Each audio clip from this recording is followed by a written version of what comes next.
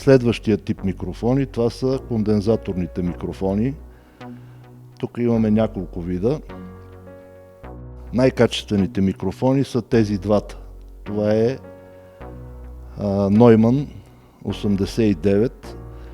Ползва се основно при студии на работа, тъй като е много чувствителен на физическо натоварване. Ползва се и в озвучаването за инструменти, които са с ниска динамика. Той също има възможност за корекции, включително обаче и промяна на обхвата. Ето тук виждате промяна на обхвата, дали ще е бъбрек, дали ще е кардиоид. Той е много скъп микрофон и се ползва само за много сериозни професионални озвучавания.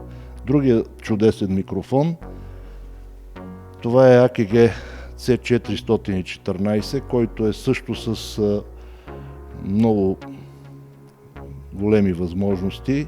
Той също има възможност за корекции. Ето тук са му коректорите. Може да се ползва едностранно, може да се ползва двустранно, като основната цел на този микрофон са озвучаване на хорове, тъй като е по-широко обхватен. Третия микрофон, който ви представям, той е за монтаж на катедри, ползва се при говор, той е с по-сериозна насоченост, така че да има възможност да се чува от по-голямо разстояние този, който го използва. Всички микрофони до тук казани са с един тип включване, това е тип Canon, така нареченият професионален конектор.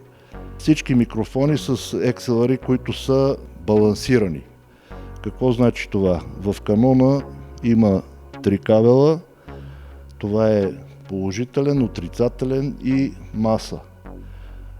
По-късно ще ви запозная и с небалансираните входове. Те обикновено са линейните входове, но тук говорим само за балансирани кабели. Да продължим нататък. Това е също кондензаторен микрофон, КМС. Той се използва също за озвучаване на духови инструменти. По-рядко се използва в поп-озвучаването. Изключително качествен микрофон.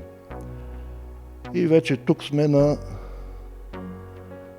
едни други силно насочени микрофони. Това е японски микрофон. Това е малката пушка, както казваме ние, която е за струнни инструменти, се използва основно. Не се ползва за силно динамични инструменти, тъй като е с много чувствителна глава и обикновено, ако се ползва от звукорежисьора, може да се стигне до премодулиране на звука. И накрая да ви представя, това е голямата пушка. Тя е с много интересно предназначение. Използва се основно при работа в кино, работа в зала за използване на хал микрофон. Тя има оребряване, както го виждате тук, така че по този начин може да се насочи в определен ъгъл да получава или да скрива звука. Главата му на този микрофон се намира ето до тук. Като това всичкото е една акустична тръба, която кондензира звука и по този начин може да се ловят по-далечни звукови източници.